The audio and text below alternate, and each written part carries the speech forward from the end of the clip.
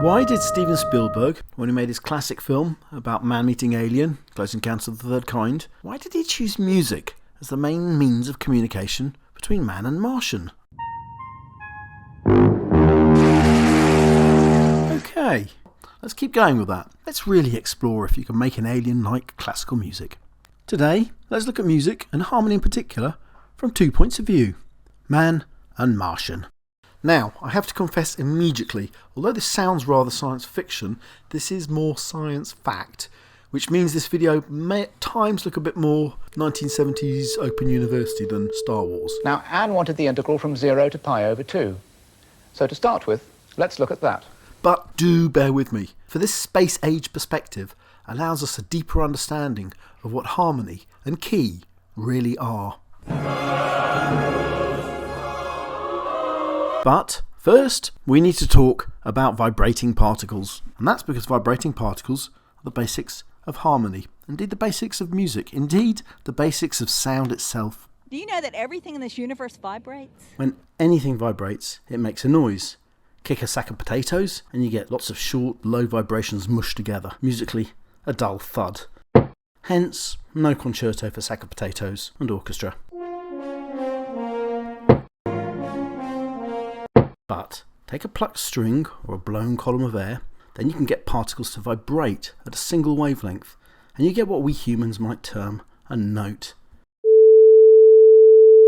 This, for instance, is what we call the note A, vibrating at a frequency of 440 Hz. Now, our alien won't call this A, or even 440 Hz.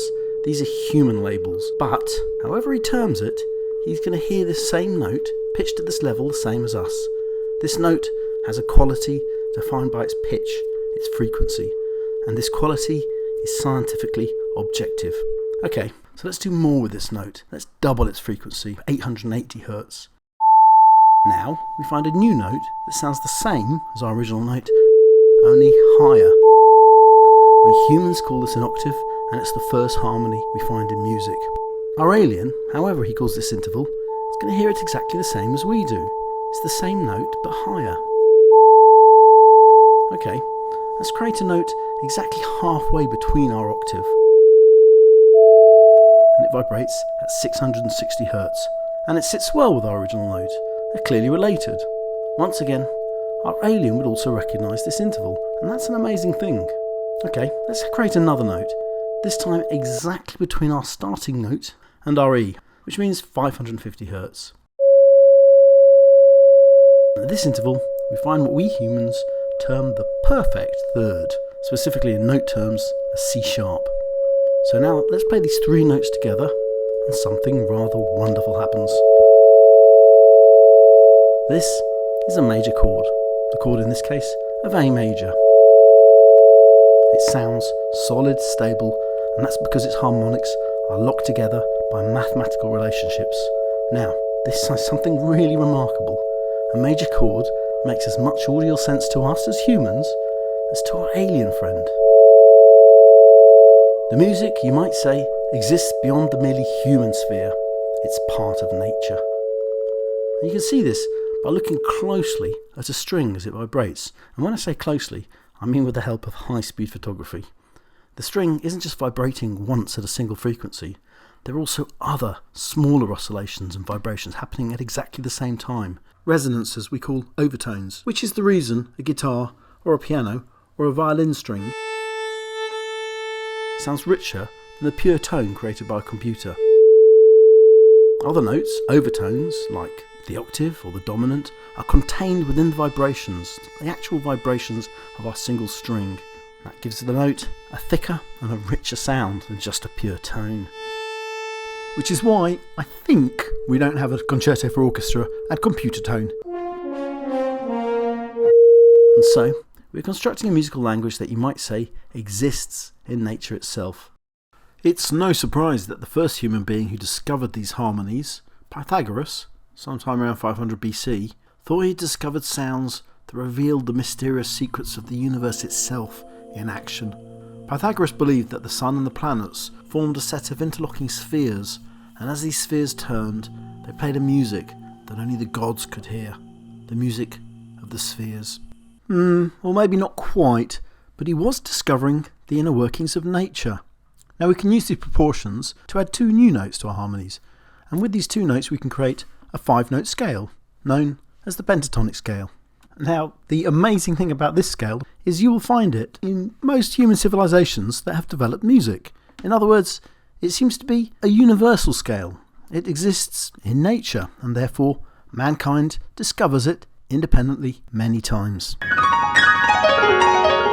And that suggests that this is a scale that our alien will also understand. Back to Close Encounters of the Third Kind.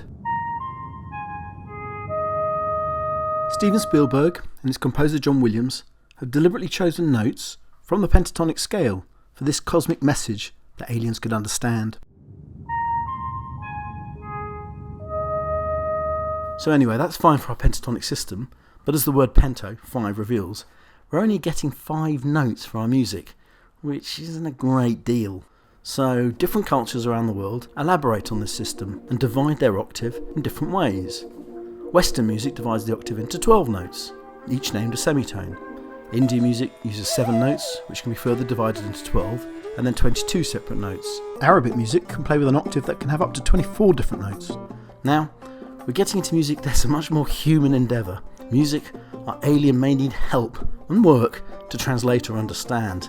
This is a subjective business, and that's why music from different cultures sounds so different from one another. Their fundamental harmonic systems have been created differently. So, turning back to Western classical music, we have another problem, Houston. In order to make our 12-note system work together in different keys, that's if you want to change key, we've had to bodge our tuning system, and this bodge is known as ET. That's equal temperament, so don't get too excited. We can't fit our original 5-note scale into our 12-note system unless we fiddle the tuning a little. For example, earlier I said C# works out at 550 Hz. Well, its equal temperament value is actually 554.37. And we make that bodge because otherwise we can't change key. And changing key is an absolutely crucial component of classical music.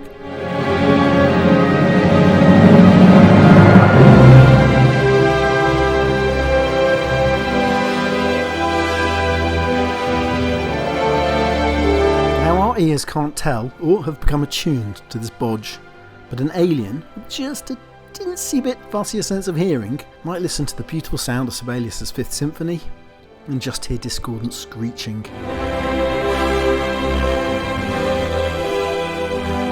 Beauty, it seems, really is in the eye or ears of the beholder.